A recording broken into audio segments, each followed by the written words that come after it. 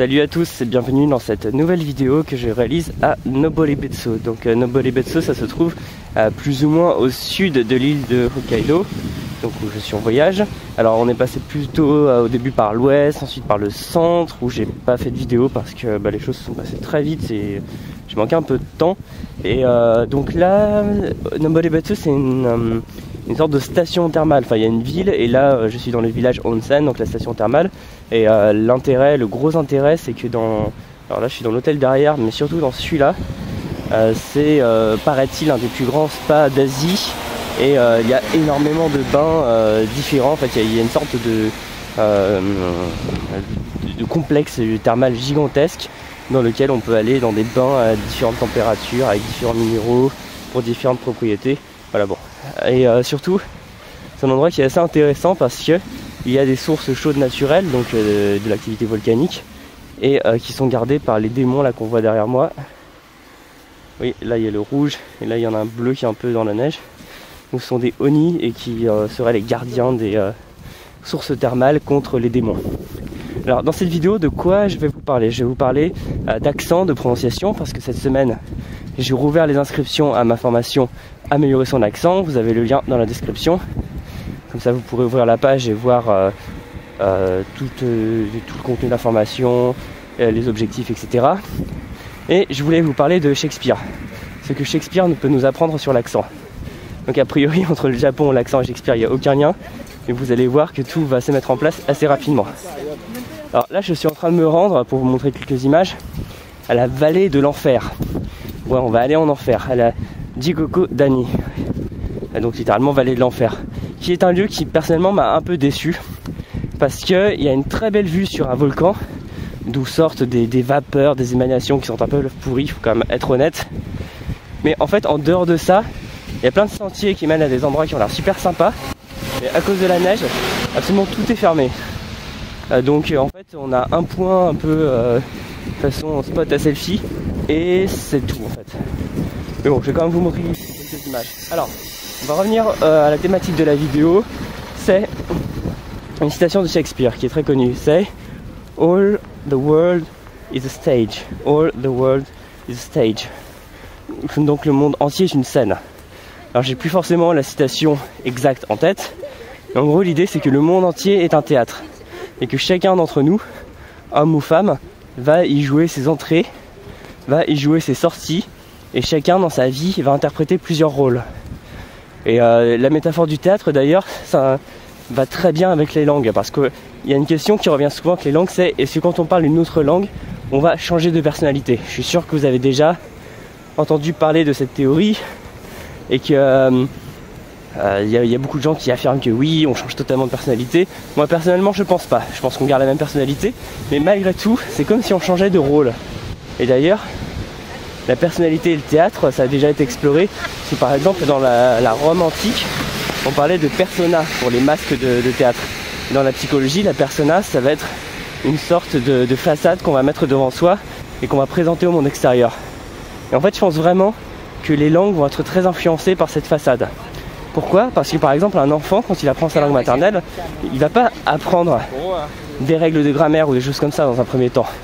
En fait, ce qu'il va faire, c'est de manière très inconsciente, il va imiter ses parents et son entourage et il va développer non seulement des compétences langagières mais aussi des comportements, des manières de s'exprimer et même une manière de voir le monde à travers sa langue maternelle. Et c'est pour ça par exemple, là je suis au Japon et je remarque que naturellement quand je vais parler avec les gens, enfin les employés principalement, je vais un peu parler comme eux me parlent. Et je vais être très poli, je vais dire sans arrêt excusez-moi, des choses comme ça. Si vous avez déjà été au Japon, vous savez que les employés s'excusent pour rien. Et parler de manière très indirecte, dire je voudrais ceci, mais voilà. Alors que par exemple en anglais, si vous allez vers du personnel anglophone, vous pouvez leur parler quasiment comme à des potes et ça passera. Bon, j'exagère un peu, mais il y a vraiment ça, c'est-à-dire qu'il y a un lien entre langue et culture qui est super fort. Et en fait, ce qui va se passer quand on va parler une langue, c'est qu'on va mettre ce masque, on va prendre ce rôle. Voilà, c'est pour ça que je voulais vous parler de Shakespeare, de cette très belle citation. Le monde entier est une scène de théâtre. Parce que finalement, quand on va parler, on va endosser un nouveau rôle. Et je pense que vous avez déjà remarqué qu'en fonction de votre état d'esprit à un moment, votre accent, c'est-à-dire tout l'aspect prononciation, mais aussi intonation, les choses comme ça, va être fortement influencé. Par exemple, si vous faites une soirée super sympa à refaire le monde avec un ami locuteur natif, vous allez vous rendre compte que vous allez parler beaucoup plus naturellement. Et même d'ailleurs, on dit souvent que l'alcool aide à mieux parler les langues. C'est pas tout à fait vrai parce qu'en fait l'alcool va pas augmenter vos compétences langagières. Ça va au pire vous donner une sensation d'euphorie qui va faire que vous allez avoir l'impression de mieux parler. Mais il y a quand même un fond de vérité dans la mesure où on va être désinhibé. Et quand on est désinhibé, on laisse tomber certains fardeaux qu'on se met sur la tête. On va se mettre à parler beaucoup plus facilement. Et c'est là que on va pouvoir avoir souvent un meilleur accent. Alors qu'à l'inverse, si vous avez déjà vécu une situation, par exemple, vous êtes perdu à l'étranger, vous ne savez pas trop où aller, vous êtes stressé, vous devez demander un conseil, il se peut que vous vous rendiez compte que votre accent tout à coup retombe, que vous ayez tout à coup plus un accent français, alors que vous ne l'aviez pas normalement dans une conversation très sympa avec un ami. Et ça, je suis sûr que vous l'avez déjà vécu si vous avez suffisamment pratiqué une langue en situation. D'ailleurs là j'en profite pour faire une parenthèse, derrière moi on la voit pas très bien, c'est la fameuse vallée de l'enfer. Donc en fait il y a beaucoup de vapeur, mais c'est parce que c'est à la fois parce qu'il neige beaucoup, mais aussi parce qu'il y a des émanations de vapeur qui viennent du centre de la Terre, des souterrains, et il y a ce qui donne d'ailleurs l'odeur très forte à cette vallée. Bon, malheureusement j'aurais bien voulu vous montrer à quoi ça ressemble parce qu'il y a un chemin, j'ai vu sur du bois où on peut aller au centre de la vallée, mais malheureusement tout est fermé pour cause de neige. Alors revenons à nos moutons. L'intérêt pour vous, c'est de vous rendre compte que une des composantes très fortes de l'accent, ça va être tout cet aspect rôle, le rôle que vous allez jouer, le masque que vous allez porter. Et qu'il y a plusieurs aspects dans l'amélioration de son accent. Il y a l'aspect prononciation, l'aspect phonétique, parce qu'il y a des sons qui n'existent pas en français. Et vous pouvez prendre par exemple de mauvaises habitudes et ça vous force à revenir dessus, à retravailler pour pouvoir mieux parler, mieux prononcer ces sons. Donc c'est simplement une question de gymnastique de la bouche pour pouvoir placer votre langue, etc. dans votre bouche. J'espère qu'on m'entend bien parce qu'il y a beaucoup de gens et faut dire ce qu'il y a, les touristes chinois ont tendance à parler très fort. Et à part cet aspect phonétique, il y a aussi un aspect vraiment très psychologique qui vient là-dedans.